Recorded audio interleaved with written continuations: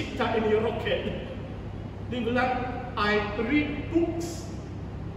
3 saja perkataan. Saya membaca buku. Kalau ilmu pengetahuan di dunia, saudara, wah, luas pengetahuan di dunia. Dia punya latar belakang, dia bukan ada ijazah tentang memasang roket. Dia punya, memang ada latar belakang fisik dan ekonomi.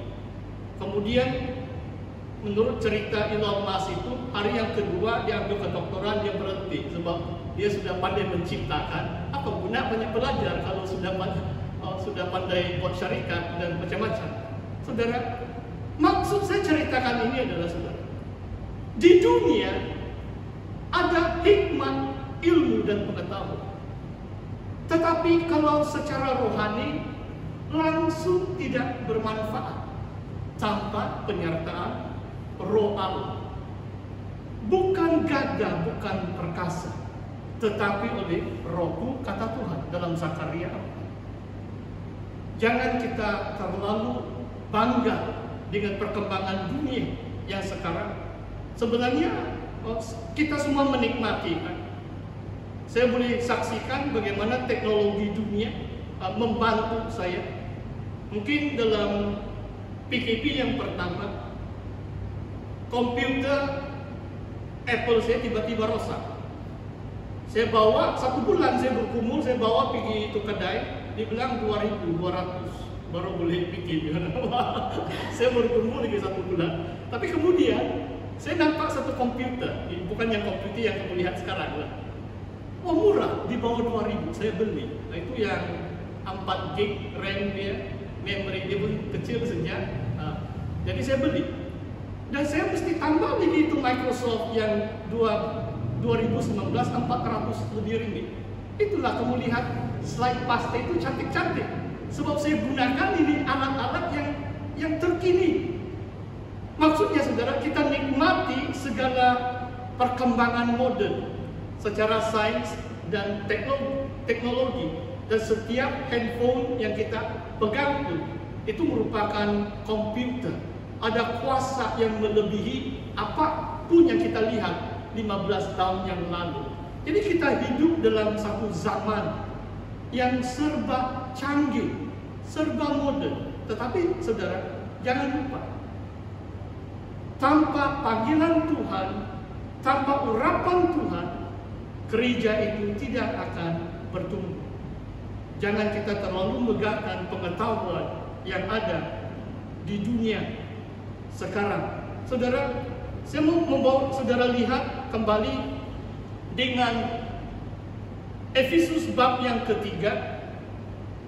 Dalam panggilan Tuhan atas seorang individu, saudara, yang pertama adalah perkataan dalam ayat 2, tugas penyelenggaraan kasih karunia Allah yang dipercayakan kepadaku. Seorang individu yang bernama Paulus dipanggil Tuhan. Kalau tidak, dia merupakan orang pertama di luar daerah Israel. Kalau Petrus sampai di Kaisarea, dia pernah khotbah kepada seorang askar Romawi yang bernama Cornelius. Tetapi Paulus merupakan orang yang pertama dari Antioch, ini di utara Israel juga. Dia bersama Barnabas mulai menginjili, dan Tuhan memilih dia. Tugas penyelenggaraan kasih karunia Allah yang dipercayakan kepadaku.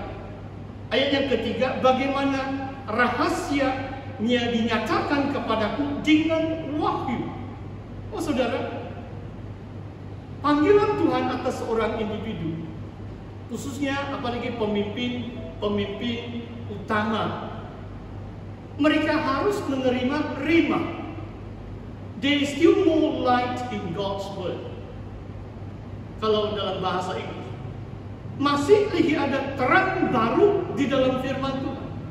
Kadang-kadang bila kita baca firman Tuhan, ada yang katakan, bosan, sama saja ini. Saya boleh katakan mungkin suratan Efesus sudah 35 tahun saya menelaah. Tetapi setiap kali saya membacanya, ada terang yang baru. Rahasia wahyu Tuhan ada di dalam firman-Nya. Tapi kita perlu peka dengan Roh Kudus. Saudara, saya mau bacakan yang telah kutulis dengan singkat. Apabila kamu membacanya, kamu dapat mengetahui daripadanya pengertianku akan rahasia Kristus. Saudara, saya boleh katakan nanti kita kalau sampai bab 4, di gereja Tuhan ada 5 jawatan utama: rasul, nabi, penginjil, pengajar, dan gembala. Ada 5 jawatan dalam bab 4 ayat 11 dalam suratan Efesus. Maksudnya saudara, jemaat perlu tahu orang yang dipanggil Tuhan dan menetapkan mereka dalam kepimpinan sesuai dengan panggilan mereka yang daripada Tuhan. Apalagi kepimpinan atasan. Kalau tidak, saudara, kita tidak akan menerima rima atau pengwahyuan. Bukan semua orang ada pengertian seperti Paulus. Saudara, izinkan saya bersaksi sedikit. Ini cerita 20 tahun yang lalu. 20 tahun yang lalu, tahun 99, saya kembali ke New Zealand untuk sambung sekolah teologi. Bila saya mencari tajuk apa yang saya mau kaji untuk research, tajuk dalam kedoktoran, waktu itu pada penghujung tahun 99, saya dapat berita baik. University Otago memberi saya anugerah 3 tahun, itu PhD scholarship, 3 tahun penuh. Yuran cuma dibayar, ada allowance lagi. Oh, itu luar biasa, saudara. Tapi yang saya mau saksikan adalah ini, saudara. Saya pergi jumpa beberapa profesor di Otago University.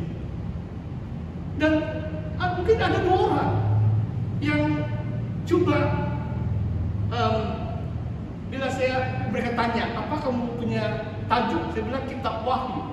Oh, ada satu profesor yang saya ingat, dia bilang, kenapa kamu pilih buku yang paling susah?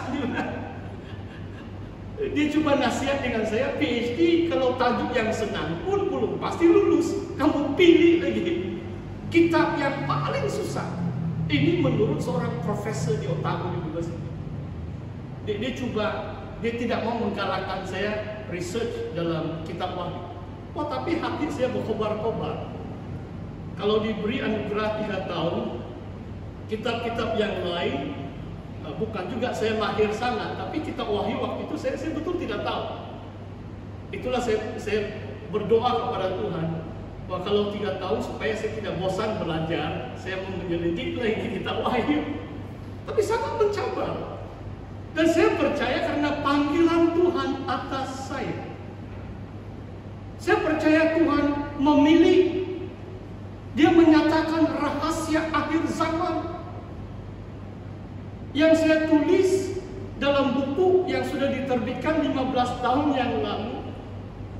Saya percaya bukan hikmat dari Tony Siu. Tony Siu tidak ada apa-apa. Tapi saya percaya itu yang dinyatakan oleh Tuhan. Kalau orang yang membacanya, coba kamu lihat ayat 4. Kalau kamu membacanya, kamu mengetahui daripadanya pengertianku akan rahasia Kristus. Memang mungkin tidak ramai jemaat yang sudah membaca buku sebab dalam bahasa Inggris. Haleluya. Jadi saya dorong kamu belajarlah bahasa Inggris supaya boleh membaca buku-buku pastor. Dan saya cuma bersaksi bagi kemuliaan nama Tuhan. Mungkin ini sudah 6-7 tahun. Ada seorang penulis dari Prancis, France. Dia email dengan saya dan dia membaca buku kitab Wahyu saya. Dia katakan kepada saya, Tony, I've read your book 10 times. 10 kali.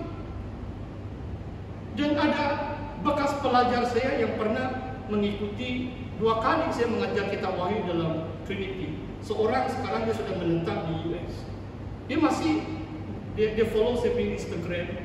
Dia masih lagi PM personal message dengan saya. Dan pernah dia saksikan, wah, saya balik-balik saya baca buku guru, masih menjadi berkat yang besar. Bahkan waktu 1 tahun lebih yang lalu, seorang pensyarah yang juga bekas murid saya, dia pensyarah saat di Malang. Dia sekarang ambil kedoktoran di US. Tiba-tiba dia beritahu, dia bilang, Tony, guru Tony lah, dia panggil saya Dr. Tony. Dia bilang, Dr. Tony, kamu ada karunia menulis, Pak. Maksudnya jangan hanya itu tesis wahyu saja. Waktu itu hanya itu tesis wahyu yang sudah lebih 10 tahun yang lalu. Dan bekas pelajar saya yang mendorong saya, itulah saya menulis itu tafsiran Injil Yohanes. Wah saudara, saya boleh katakan dengan segala kerendahan hati, tugas penyelenggaraan kebenaran firman Tuhan itu minggu yang lalu, di antara panggilan Paulus adalah menyampaikan firman-Nya dengan sepenuhnya. Saya merasakan panggilan Tuhan untuk saya menyatakan firman Tuhan dengan sepenuhnya. Sebab kita wahyu bukan senang dimengerti. Wah saudara, saya mendorong saudara menjelang akhir zaman supaya lebih rindu untuk membaca. Dan kalau kita yang sudah 40-an, 50-an, jangan kamu merasa tertekan, pastor mendorong kamu belajar bahasa Inggris. Saya mendorong tunas remaja sejak itu. Anak-anak kamu lah ini, jemaat yang saya kasih dalam Tuhan, SID Indah Permai, doronglah cucu-cucu kamu, anak-anak kamu menguasai bahasa Inggris supaya boleh mengerti apa yang Elon Musk katakan, I read books. Dia baca mungkin 30 buku tentang pemasangan roket. Dan kemudian dia pasang roket yang sudah sampai di angkasa. Dan bukan senang, 3 kali meletup, kali keempat baru dia berjaya. Boleh baca, boleh Google riwayat Elon Musk. Tapi saya bicara tentang yang rohani. Dan Paulus ada panggilan yang khusus. Saudara, saya mau mengakhiri perkongsian firman Tuhan dengan membuat satu tantangan buat saudara. Saya tidak tahu apa panggilan Tuhan atas saudara dan saudari. Mungkin saudara, kalau bahasa Melayu, saudara pergilah melayani di Pulau Baki. Bila tidak ada SOP menghalang ini perentas daerah. Kenapa saya tidak sanggup pergi Pulau Banggi? Sebab saya cepat ini mabuk laut ini. Saya pernah 1 kali, saya berdoa 2 minggu, baru saya berani berjalan. Sebab saya takut kalau ombak kuat itu. Saya tidak mau sampai di Pulau Banggi, itu ketua kawasan yang merawat saya 2 hari saya sakit di sana. Saya khotbah 4 kali. Yang saya dengar saudara, ada satu sidang hampir semua remaja lelaki sudah pindah agama, tinggal beberapa perempuan. Kenapa saudara? Mereka perlu pelayanan. Mereka perlu hamba-hamba Tuhan yang rela untuk pergi. Ini hanya di negeri Sabah yang tidak mabuk laut. Pastor mengiringi kamu sampai Kudak, saya berdoa untuk kamu. Kamu lah naik ferry pergi pulau kami. Tapi 2-3 hari saya akan berdoa untuk kamu. Terimalah cabaran panggilan Tuhan atas seorang individu. Ada sangat indah dan sangat mulia pada ini. Pahala atau upahnya bukan hanya di dunia ini, tetapi upah yang kekal. Mahkota yang mulia Tuhan berikan kepada kita. Dan ini bukan hanya 1-10 tahun, tetapi dalam kekekalan kita duduk di takhta-takhta yang Tuhan sediakan bagi kita, yang menyambut panggilan Tuhan atas kita. Inilah masanya. Inilah akhir zaman. Tidak lama kita akan menyongsong kedatangan Tuhan kedua kali. Mari kita berdoa. Saya mau jemput juga Deacon Galing. Kalau boleh kita nyanyi yang chorus yang terakhir, Ku Terbang. Apa itu? Ada satu chorus kan? Saya suka dengan chorus yang terakhir itu. Boleh nggak Deacon Patrick? Itu Bila kita mendengar atau menyanyikan lagu